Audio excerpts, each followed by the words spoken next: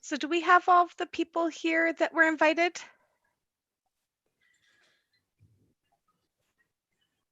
We're not waiting on anyone. Everyone's here. Okay, great. Well, I'm just going to quickly introduce the team. We've got Katie Mahoney, the Senior Long-Range Planner and Lead Project Manager on the file. We've got Tracy Sui, the planner on the file supporting the MDP, Jesse Fry, and Lindsay Francis as well, who are planners on this project. I'm going to hand it over to Katie, and she's going to give you an overview of the MDP process, what we heard, what we learned, how we incorporated all the comments, and our next steps. So take it away, Katie. Okay, thanks, Christina. I'm just going to open up my PowerPoint. Sorry.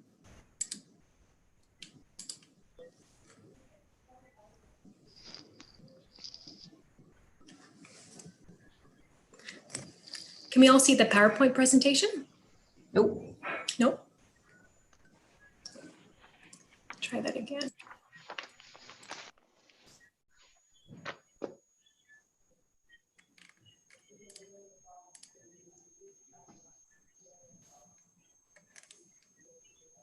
There we go. It's there. Yeah, okay. Yes, I think we're up and running now, right? Okay, awesome. Okay, again, my name is Katie. Thank you so much for spending the next hour with us. We just wanted to provide a project update in regards to Flourish or the city's new municipal development plan. So what we wanted to share with you today is we want to talk a bit about what is Flourish beyond an MDP. We want to talk about what Flourish achieves.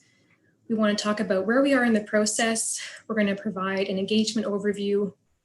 We're going to talk about how we analyzed the comments we've received in the draft and what we did with those comments. We're going to highlight key revisions to the draft since the previous version you had seen earlier this year, and we're going to cover next steps.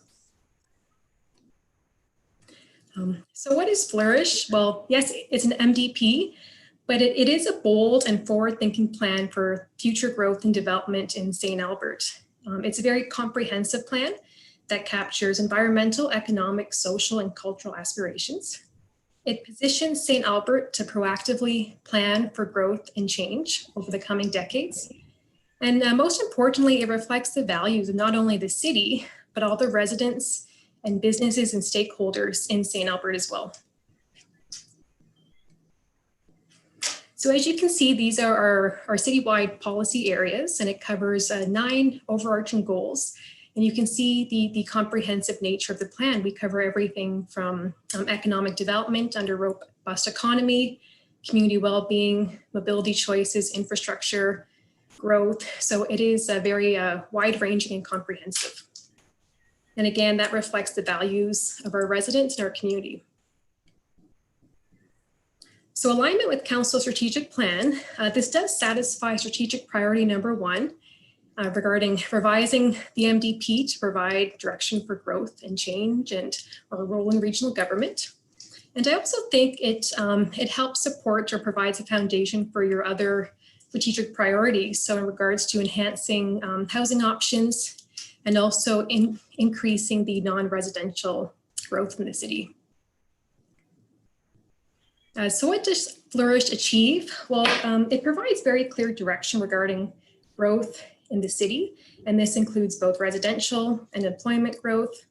And this provides certainty not only for the city, but also stakeholders who work in land development. And also it informs residents as to where to expect change over the coming decades and what that change might look like. Flourish has been drafted to conform with the EMRB growth plan, and this creates consistency across the region regarding growth management. And it also responds to and prepares us for the drivers of change. So this includes our aging population, the ever-changing retail landscape, and also employment growth. So where are we in the Flourish process? We are in phase 4. So we're in the final phase. We have a draft that we've shared with you, and we think it's probably at about a 98% point right now. We've had 3 major rounds of public engagement to date, and we have 1 more planned for November. And at this point, we just wanted to thank all of you for your hard work and dedication over the past 2 years. So you might remember we kicked off the project in September. It was 2018 with one-on-one interviews with you. And then we also had the City Summit, which is probably 2 years, coming up to 2 years ago. So again, just a thank you for everyone's participation and support for this project. I'm going to talk a bit about our engagement during this project. And it has been strategic in that we've focused the public engagement, the rounds of public engagement around key project milestones. But there's also been continuous engagement both internally and externally over the past 2 years.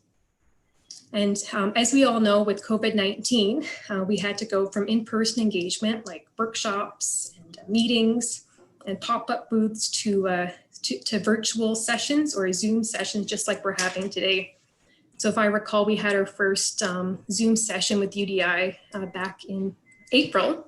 And I think even a few weeks prior to that, I had never heard of Zoom before. So we really had to pivot quickly and continue working on the project and just carry on with engagement through virtual meets. In regards to external engagement, I can attest that the project team has done everything we could possibly think of in regards to promoting and engaging with the community on Flourish. So we started off 2 years ago with our City Summit and our panel discussion. We've had workshops, open houses. We've had 25 plus pop-up booths across the city in different locations. We had 20 plus community and stakeholder meetings. I just want to highlight our project champions team. So to date, we've had 8 meetings. And this was a group made up of key representatives from our city committees, as well as key stakeholders from groups such as UDI St. Albert and the Chamber of Commerce. And they've been an invaluable resource and sounding board throughout the project. And we also had our photo contest. In regards to internal engagement, we kicked off the project with a bus tour. We had 2 rounds of one-on-one sessions with key departments. There was ongoing citywide team meetings. We had a presentation at the employee forum. We had internal open houses. We had a few visits to the Jack Craft facility. And I believe this is our 9th session with council. So thank you again for your time and your patience. And just to note, from a project management perspective, we have tracked every engagement event and every communication tactic over the past 2 years now. And it's really interesting, both internally and externally, how the pendulum kind of shifted between internal and external engagement. So, for example, we kicked off the policy stage with the pop-up engagement, which was external. And then we shifted for about 10 months or so to just internal engagement. And then it shifted back to external and then back to internal. So it's interesting, while we might not have been busy with internal engagement at some points in the project, we were certainly busy with external engagement instead. Some of our recent engagement events. So we hosted a session with our intermunicipal neighbors back in, it was mid-October. And we've also sent the draft to them. So based on our current MDP policy and Flourish policy, we are required to give our municipal neighbors 28 days to review the plan and to provide comments. So that review is underway and we are expecting comments by November 9th on the draft. And we've also sent the draft to the EMRB staff for a courtesy or administrative review. So this would be in advance of the formal review. And it's just to make sure we catch anything that needs to be addressed before our official submission to the EMRB later this year. I'm going to pass it over to Jessie now, who's going to talk a bit more about what we did with all that feedback we received. Thanks, Katie. So a quick recap. The last time that our project team met with council was for the MDP group chat workshop back in March. And in that session, we gathered feedback on policy boards using the questions and hearts and red flag stickers and had some fun with that. The feedback from that workshop guided revisions to the draft document and just a few examples of changes made as a result of that session. we had a policy that referred to potential incentives for attracting new businesses and major employers. And council identified some red flags with the specificity of that. So it was reworded to stay higher level, and you'll notice that in the latest draft. There were also questions about what the term tactical urbanism meant in a policy for the downtown. So the wording of that one was updated to just clarify that the intent is to explore the potential for pilot projects that test new programming, things like pop-up cafe seating or temporary art installations. So those are just two examples.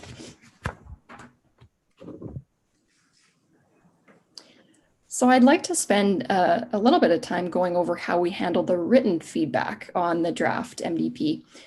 So council, internal stakeholders, UDI, and our project champions team all provided written comments on the draft.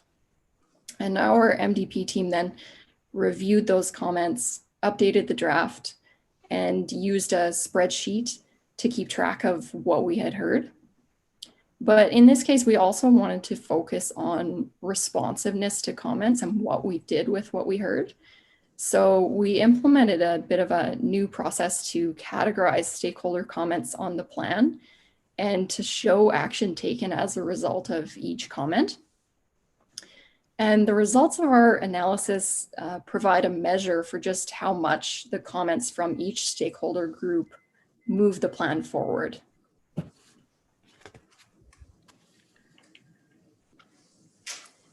Here's a quick overview of the analysis method that we used. So stakeholder comments fell into one of four categories. The general feedback category was for comments that gave positive feedback on the plan or an FYI. So I love the quotes or really like this statement are examples of what would have been classified as general feedback. A request for clarification was a comment that asked a question. So examples are, what does this mean? Or how would green development standards be implemented? Objections and change requests was the category capturing comments such as recommend removing this policy, or can we use a stronger word here than encourage? And the last category was for feedback on MDP implementation and other initiatives. So this captured comments on other projects or requests outside of the scope of the MDP. One example was, is there an opportunity to move St. Albert Place parking and utilize that space differently? So for each comment, we provided a written response in the spreadsheet and also tracked whether it resulted in a change to the draft. So here you'll see some of the results showing what we learned from the comments analysis piece, which was really interesting. We received over 650 comments in total. And the biggest percentage of both council and internal stakeholder comments were objections and change requests that you'll see in the gray. And by contrast, the biggest percentage of external group comments were requests for clarification, which is the orange. So internal groups seem to focus on optimizing policy wording, while our external groups seem to want to know more how the policies would be interpreted and how their group will be impacted. We also saw quite a few positive comments from each stakeholder group, which was great, and a lower proportion of objections and change requests than we might have expected from the external commenters.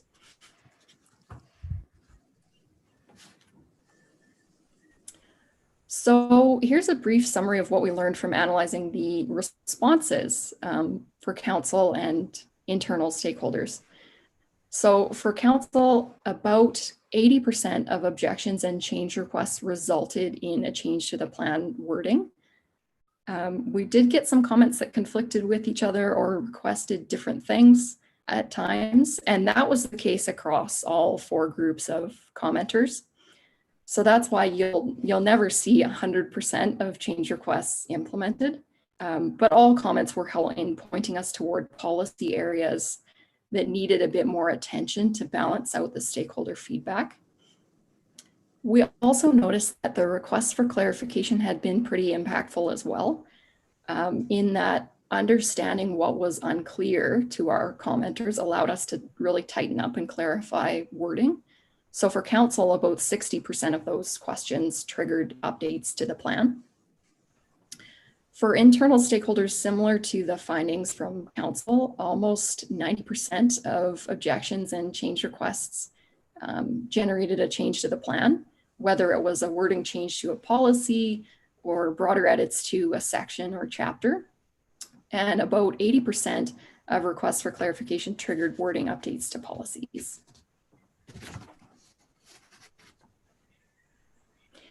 So now for our external groups, here's a bit of a summary of what we learned from the project champions and UDI responses.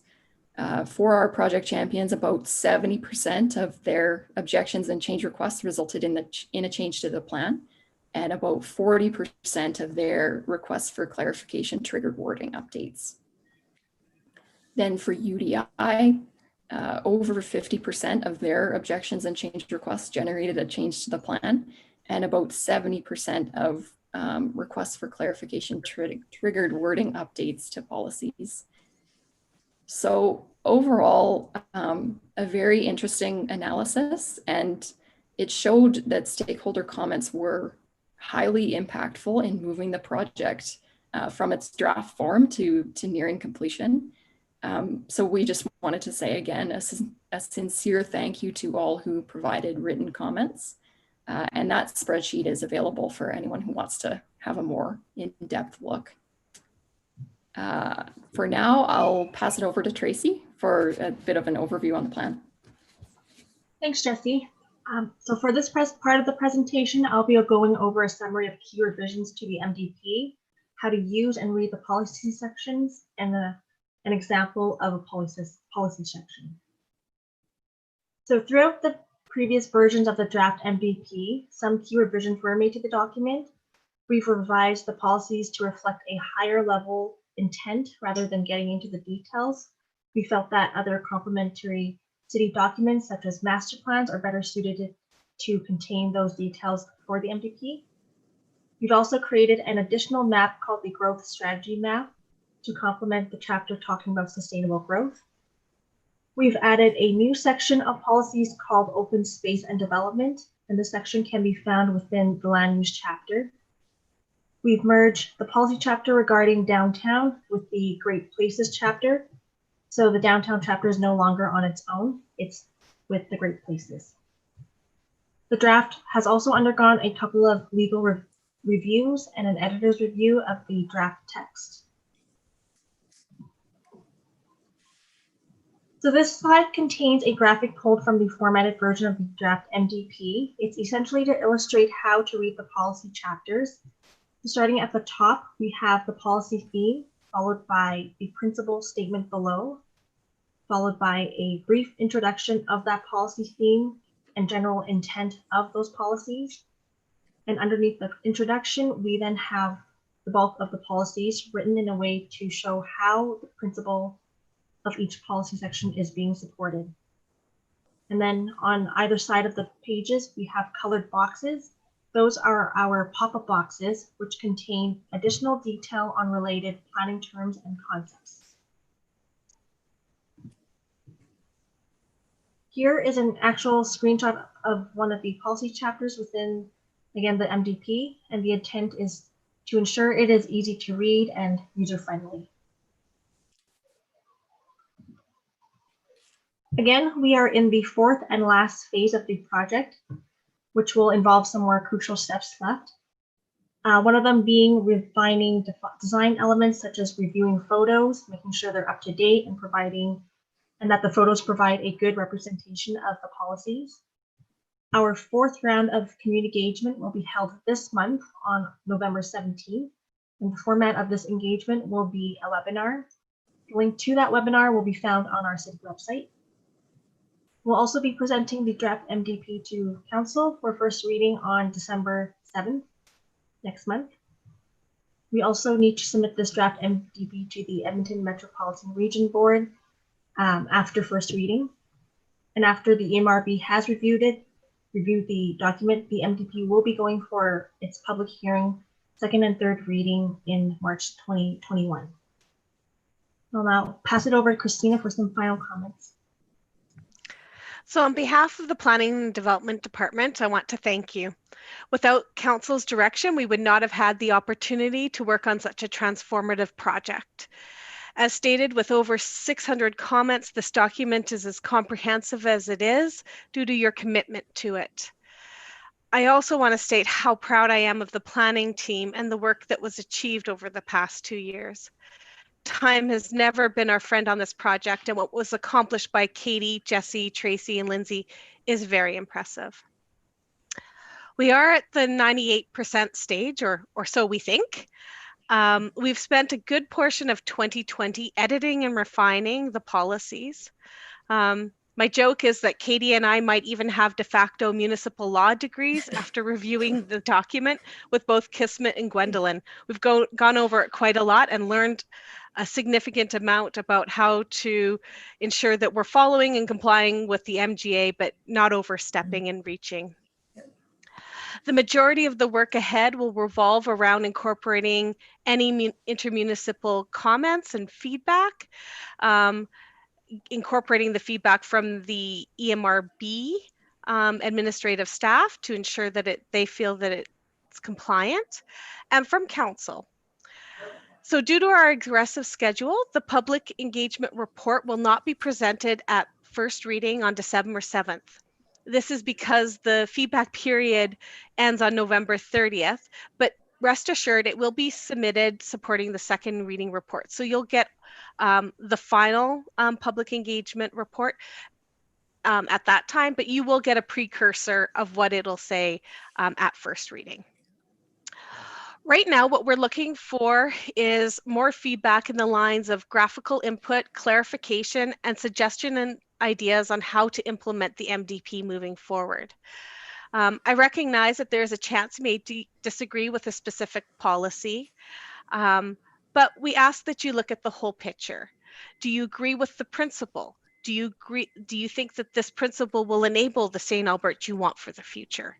That's where we're hoping people will spend most of their time looking at the document.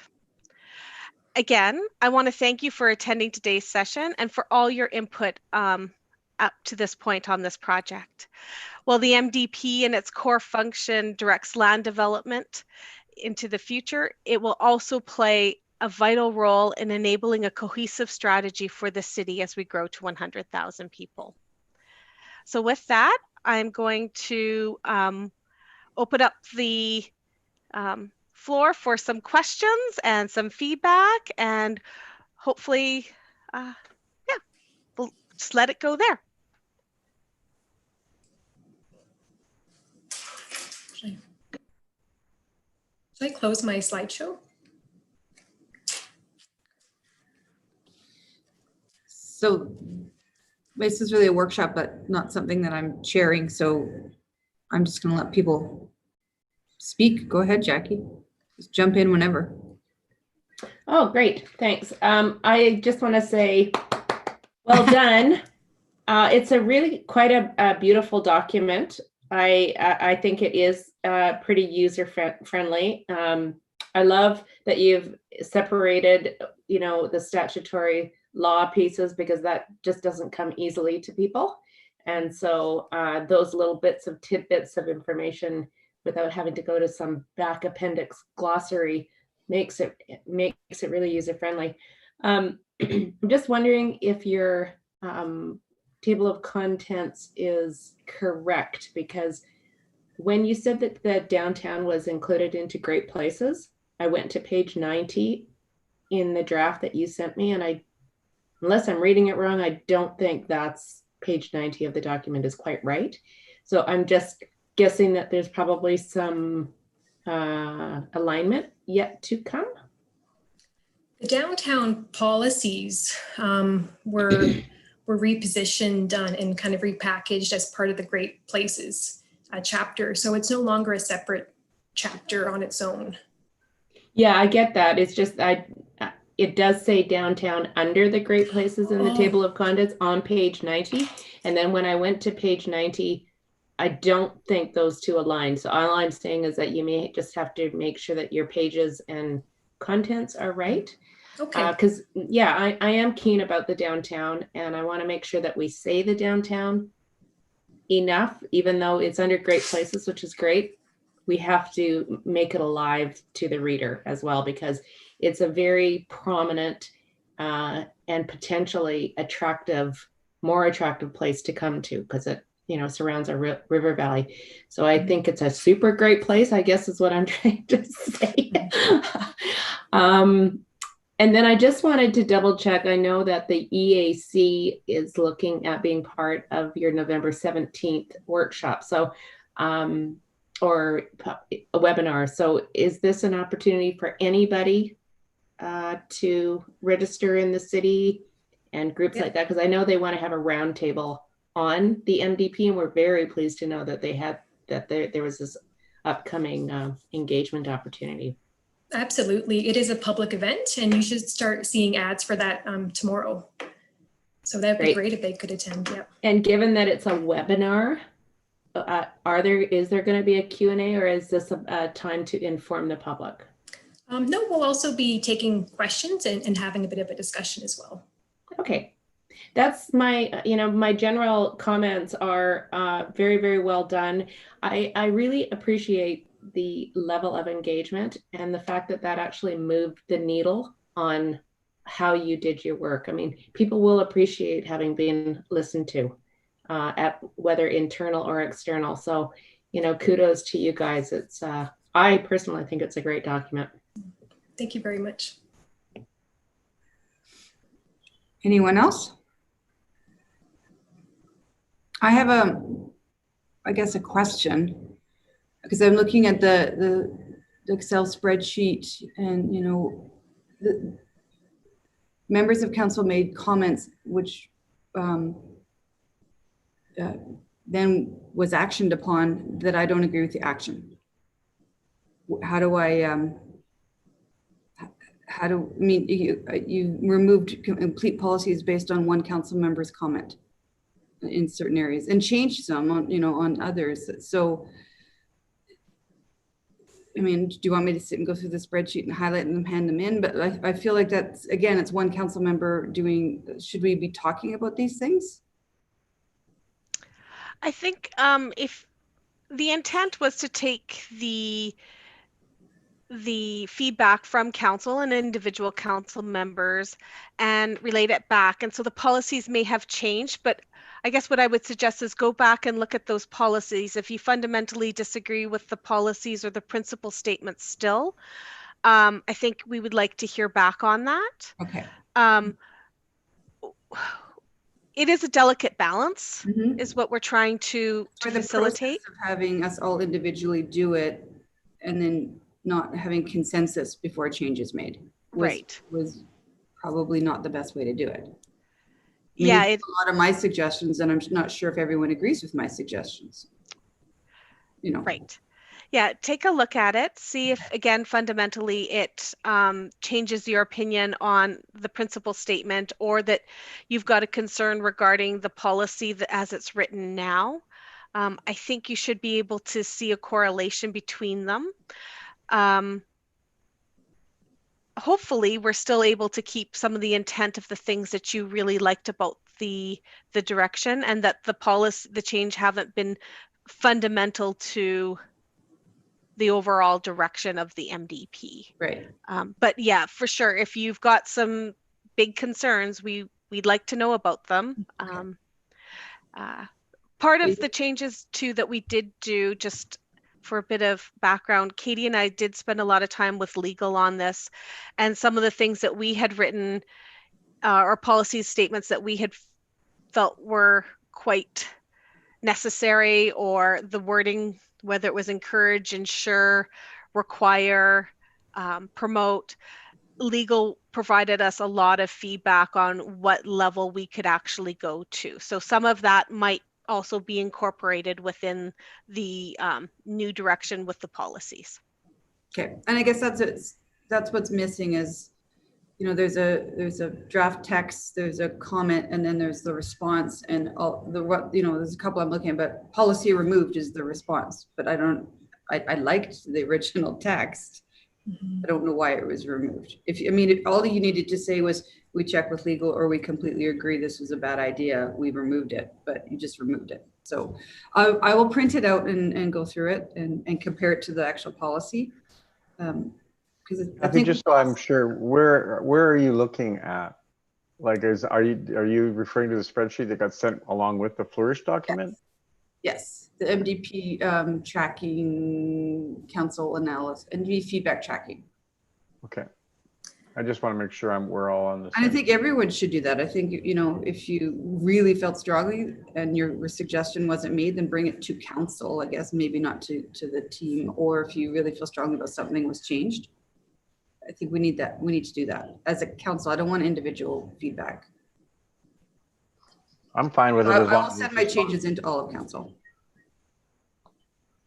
I think Jesse had mentioned at times there were conflicting comments, and we saw that with other stakeholder groups too. So throughout the process, we have been trying to find balance with that conflict. But certainly, if there's kind of changes were made that you know, certainly you're not happy with, please let us know. I mean, and this is hard to do, especially virtually. And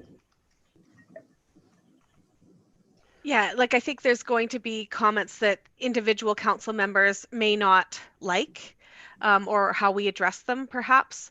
But again, like it's going back to like the big point, I guess, from our perspective is what we're really trying to achieve is that principle statement. And then these are the policies are how we're going to, are part of the ways to achieve that principle statement. So if it's, I think the big concern from our perspective is really managing, is the principle statement incorrect? Or do you fundamentally disagree that that policy will not enable the principle statement? okay. All right. So, but then Kathy, you're raising a process problem then. So, I mean, if we all individually go through this and then send things back, it puts the team in a real difficult spot because once again, they're balancing whose comments and where do they go to. And so, I mean, I guess it would depend, Christina, if you've got significant comments or if you just got one or two comments, and maybe if it was one or two comments about one specific principle, or because I don't want us going through this thing and wordsmithing it. I mean, where that's not. No, I'm not trying to wordsmith. I'm just complete policies have been removed that I agreed with. Okay, but I'm just saying, so I mean, then what's the follow-up to that? Because we're getting down to the, I mean, it really puts the team in a tough situation. So if you've got significant issues, and then are you going to send them to all of us? And then how are we going to help the team out? Yeah, I could do it two ways. I could actually sit down with Katie and Christina and go through them, and you can help me understand why they were moved or added or changed or whatever. Sure. Because I seem to be the only one raising this concern. And then or I could just add a column to this Excel spreadsheet and send it to all of council. Either way. Well, I would rather that, sorry to butt in on your comment. From my perspective, that would help because then I would know whether or not I missed something and I went, oh, okay, aha. Okay. So that would help me. But because otherwise, if you just sit down privately with the team, then I don't know. Yeah. Did everyone have a chance to go through that spreadsheet? Mm-hmm. There's some big words in there. I guess the problem we have though is, let's say whoever has an issue with one element in it. And then, so then does the person who has the issue then be able to veto it or not? Because decisions have been made up to this point. And so then I could come back and say, I've got an issue with this. Does that mean now they're going to be removing it or not removing it because of whoever happens to be the one complaining? Like, there really isn't a resolution process here. I agree with Ken that even if we give feedback individually, ultimately, that's still going to be a subjective decision for the team to figure out how they're going to manage this. So like, whatever you have issues with, Kathy, which I don't know what they are, but whatever you have issues with, that doesn't necessarily mean it's going to be changed because you have issues. The same thing is the same for me. So I mean, we can all give our feedback, but I don't know what our expectations are in the end from this. Is that they're going to change it because I said I don't like it? Or I have a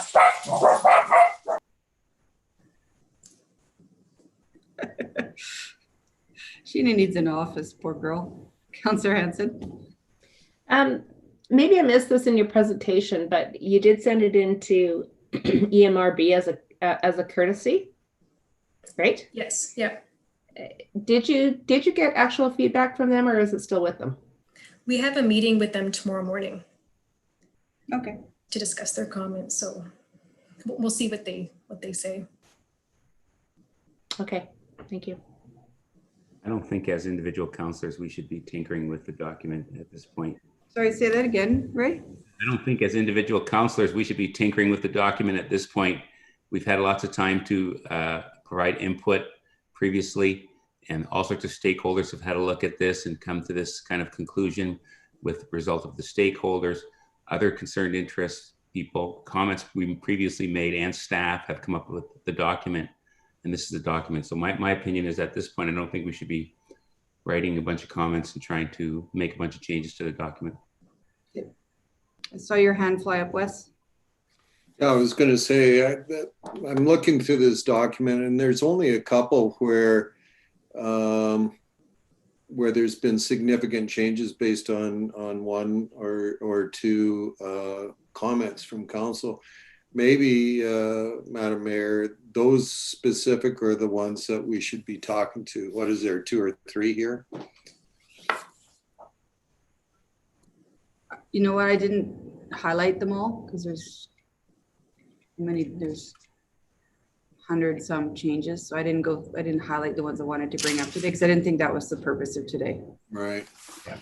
But you've raised the question that based on one particular present idea or objection that the policy was removed. Mm-hmm. You know, when I read the document, I didn't feel I had any comments to improve or something that I felt needed to be removed. So I didn't make any comments. I felt it was good as is. Obviously, other people thought differently. But if there's, you know, content that's been removed based on one person's content, and the rest of us don't agree with that, maybe we should, for those ones alone, we should have a conversation as council and hear out the rationale for wanting it to be removed so that the rest of us can understand it. Maybe we'll agree or maybe we won't, but at least we'll have a conversation. Yeah, and I just don't want this to be in front of us at second reading and amending motions. Yeah, right? Fair enough. It'd be a nightmare. So yeah. Okay, I'll go through it. Okay. And if I could just say generally, some of the policies were removed due to duplication, and some were deemed to be too specific or too detailed for the MDP and are probably better suited for a complementary plan. So some of those edits were made based on that. Yeah, and sometimes the response from planning explained that, and so I accepted it and moved on, but sometimes it didn't. Okay.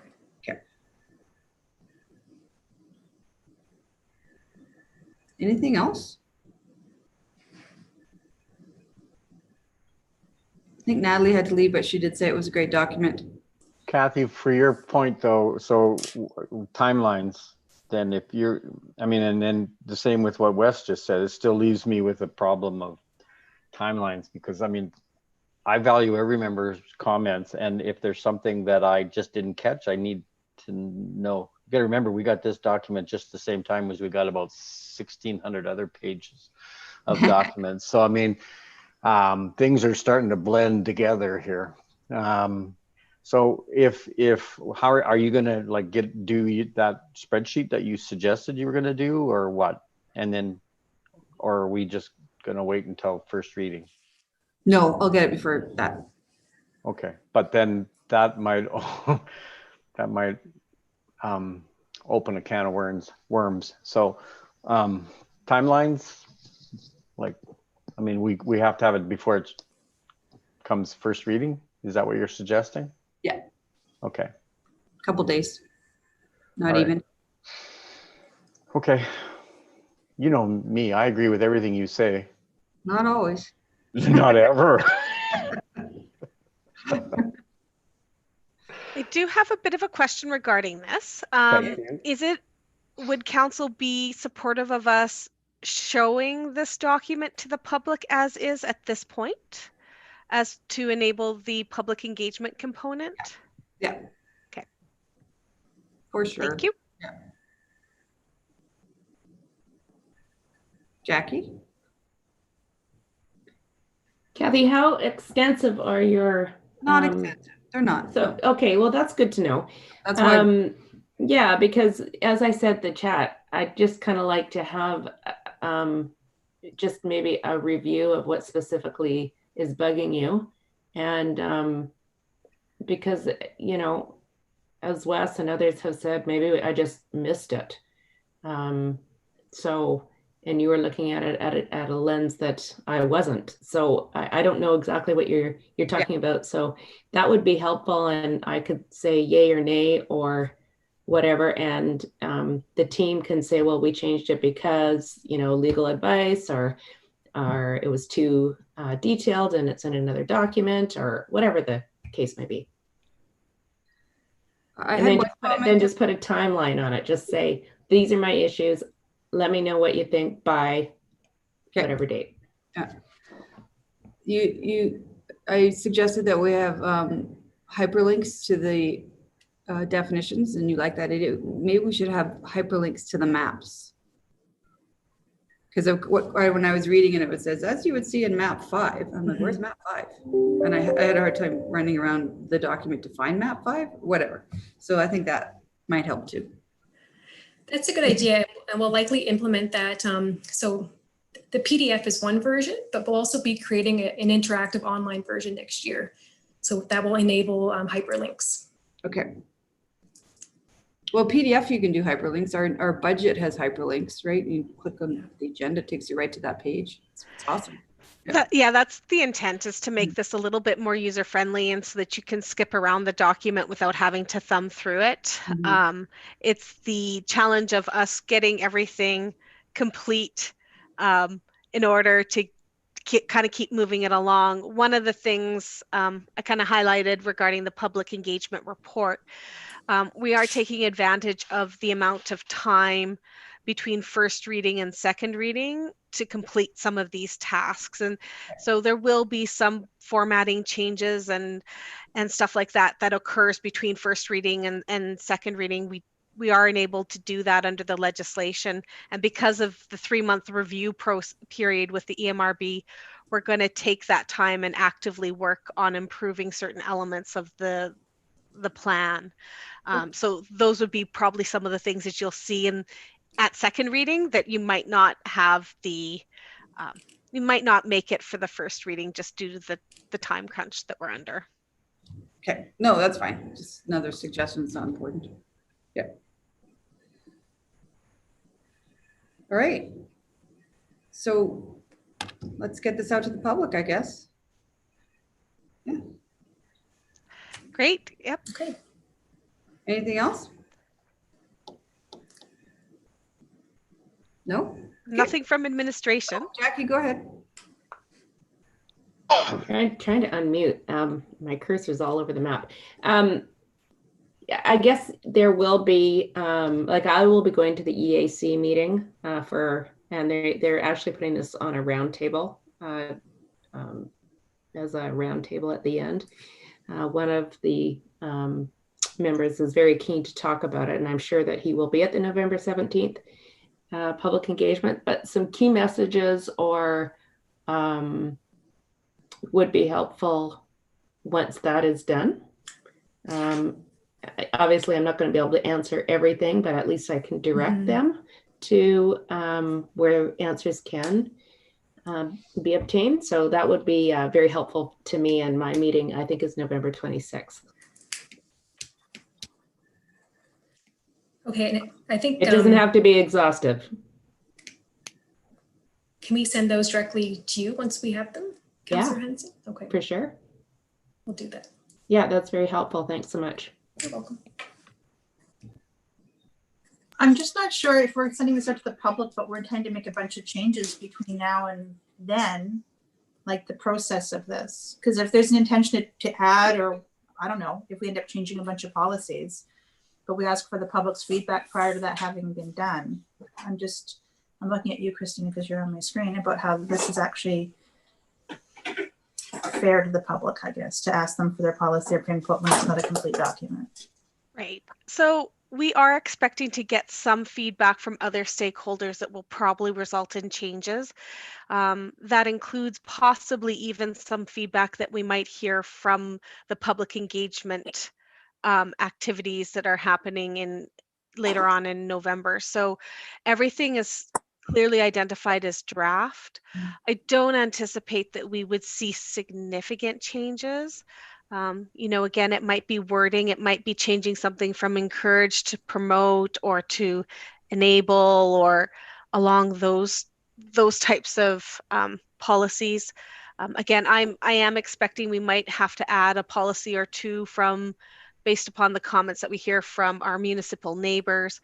So it's draft. What you'll get at first reading is the, I guess it's not final, but that's the final draft, I guess, at that stage.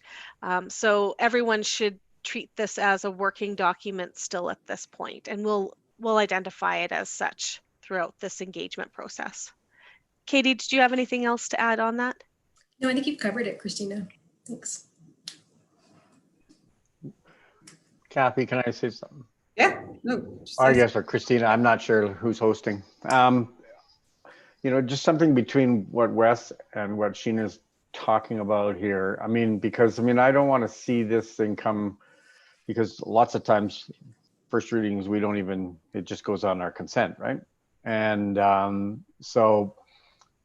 and then by the time we get to the second reading, all of a sudden we have potential for all sorts of changes or whatever. So I'm that's what's concerning me right now. I don't know if that's a big concern. I don't know what these other things are. Like I was fine with it. I was going through it and thinking, okay, maybe, but then if there's some other pieces, then how do we get it back to you before first reading is what I'm more worried about. Or am I just overthinking this? I don't know. What do you think, Kathy? If we I don't want this. I just don't want us arguing over this when we're doing second reading. No, I don't think we will be. Okay. All right. Okay, I'm good. Yep. Looks good. Could you put a few more pictures in there that I can color though? Because that's very important for me. And Ray. Yeah, I'm sure he's doodling right now. I like the pictures of us counselors. Nicely done. The characters? That was pretty cute. Yeah. Yeah, it was good. And maybe a picture of Ken in there would satisfy him. I was in there. He's in there. Didn't you recognize me? Oh, is he? I wasn't looking at the pictures. I was reading the text. I can only look at pictures. Ken likes picture books. I like picture books. Okay, I think we're good. Okay, thanks. Talk to you guys all later. Okay, thank you. Thanks for all your work, you guys. Yeah, it's really nice. We can get back to the drama that is the US election. They just, Easy. oh yeah, I don't know. Very good one. Supreme Court is going in right now. Yep. Good luck, you guys. All right. Talk to you. Thanks. Bye. Bye.